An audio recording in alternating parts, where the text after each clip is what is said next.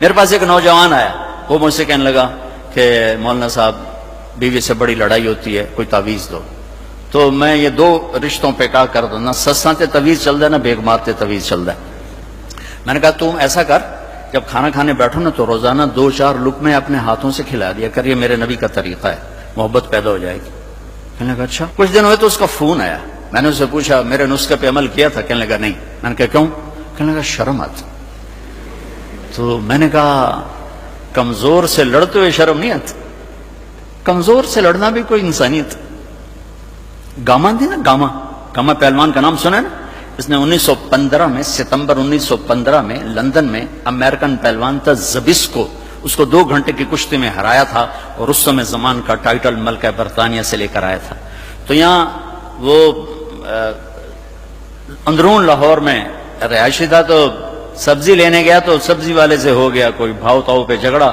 تو سبزی والے نے وہ ہوتا نا وزن والا باٹ اٹھا کے اس کو مار دیا. وہ گامے کے یہاں لگا، خون نکل آیا.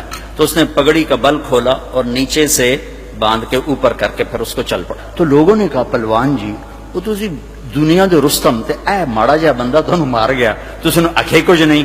تو انہوں نے کہا ماڑے نو مار دیا شرم آتی ہے، ماڑے نو مار دیا شرم آتی.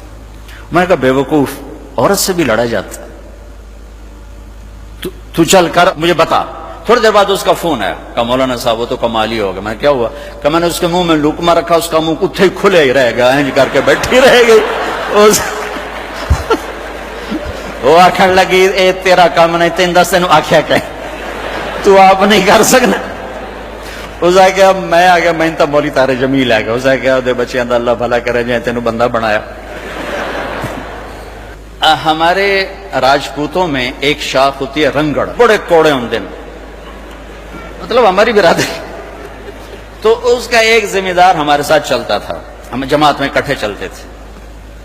تو میرا یہ مستقل مضمون ہے، میں بیان کرتا ہوں میرے نبی کے اخلاق، نبی کی زندگی. چونکہ یہ عام طور پہ بیان نہیں ہوتی، میں اسے کھول کے بیان کرتا ہوں کہ ان سب کے گھر بننے والے یا بن چکے یا بننے والے. گھر پیسے سے نہیں چلتا، میرے رب کی قسم، گھر نبی کے اخلاق سے چلتا ہے، نبی کی برداشت سے چلتا ہے. چاہے دفتر ہو، چاہے وہ وی سی کی کرسی ہو، چاہے وہ گھر کی چیئر ہو. جہاں اخلاق ہوں گے وہاں نظام چلے گا. جہاں ڈانٹ ڈپٹ ہوگی، روک ٹوک ہوگی اور بےزتی ہوگی، وہاں نظام ٹوٹ جائے گا. دل ٹوٹ جائے تو سارا نظام ٹوٹ جاتا. تو میں نے ان کے گھر فون کیا، ان کی بیگم نے اٹھایا، وہ تھے نہیں. میں نے کہا بتا دینا میں نے فون کیا تھا. تو جب وہ آئے نا تو کہنے لگے مولانا صاحب بڑا لطیفہ ہوا. میں نے کہا کیا ہوا؟ کہ میں گھر آیا تو میری بیگم نے کہا تھارے مولوی کا فون آیا تھا. میں نے کہا کون سا؟ کہ وہی جس نے تمہیں رنگڑ سے انسان بنا دیا. تو میں نے اس سے کہا اللہ کی بندی میں پہلے انسان نہیں، کہ بالکل نہیں. کہ کیوں؟ کہ بتا ہماری شادی کو کتنے سال ہوئے؟ میں نے کہا 27 سال. میں نے کہنے لگی ایک دفعہ کبھی ہنس کے بولا ہے؟ بتا دے 27 سال میں ایک دفعہ. کہنے لگا میں سر کھجانے لگا کہ واقعی میں کبھی ایک دفعہ بیوی سے ہنس کے نہیں بولا. یہ تیری باتیں سن سن کے ہم نے بیویوں سے بولنا شروع کیا.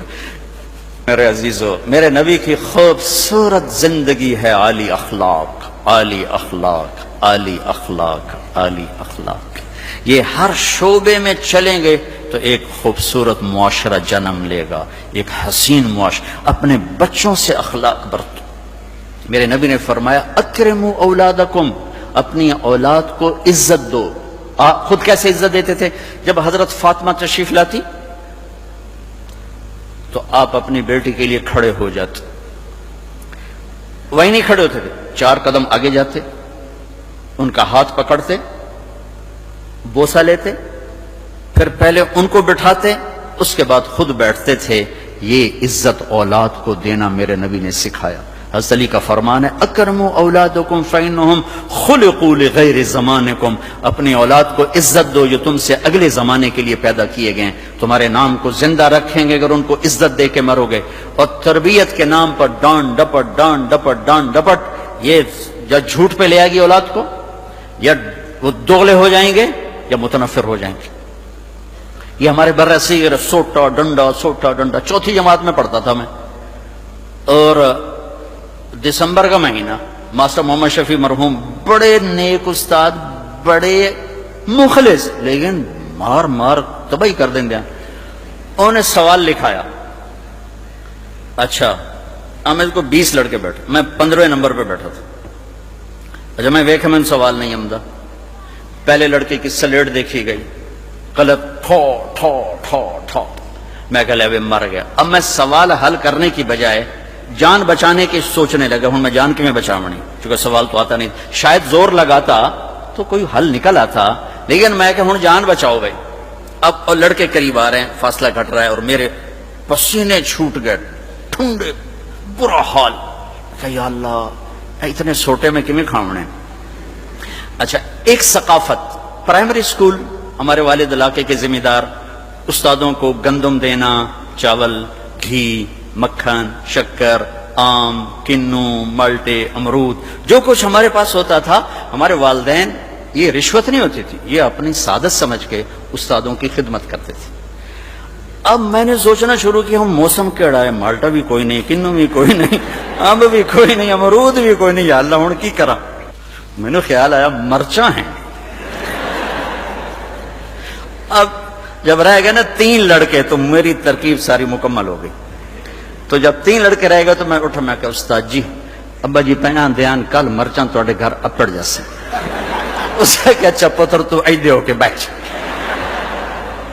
اب میں ڈنڈے تو میں نے نہیں کھائے، لیکن میرے جھوٹ پر مجھے میرے استاد نے مجبور کی کہ میں نے جھوٹ بولا. جاتی ہیں مرچیں بھی جاتی تھی، ہر شے جاتی ہے، اس کو کوئی ایسی بات نہیں تھی. تو میں کہا کہ میں آج مرچا نال مرچا ہی وڈھا، ڈنڈا بھی مرچی ہوتی ہے، ساری مرچیں لگ جاتی ہیں. تو میں نے اپنے استاد سے جھوٹ بول دیا. والدین شدت، ٹیچر کی شدت، ادارے کی شدت ماتحت کو جھوٹ پہ لے آئی تھی، منافقت پہ لے آئی تھی. اس لیے میرے عزیزو محبت کرنا سیکھو، معاف کرنا سیکھو، درگزر کرنا سیکھو. بڑا تب بنتا ہے جب وہ چھوٹے کو عزت دیتا ہے. ہمیشہ بڑا چھوٹے کو جب عزت دیتا ہے تو وہ اور بڑا ہو جاتا ہے. وہ چھوٹے ان کی محبت کے ساتھ پروان چڑھتے ہیں. اور جب ڈانٹ ڈپٹ ہوتی ہے، میرے نبی نے زندگی بھر کسی کو موقع پہ نہیں ٹوکا. ایک آدمی نے مسجد میں پیشاب شروع کر دیا تو صحابہ اٹھے، آپ نے کہا پیچھے ہٹ جاؤ، مسجد میں پیشاب ہو رہا ہے. جب وہ پیشاب سے فارغ ہو گیا آپ نے کہا پانی بہا دو. پھر اسے بلایا، کہا بیٹا مسجد پاک جگہ ہے، پیشاب نہیں کیا جاتا.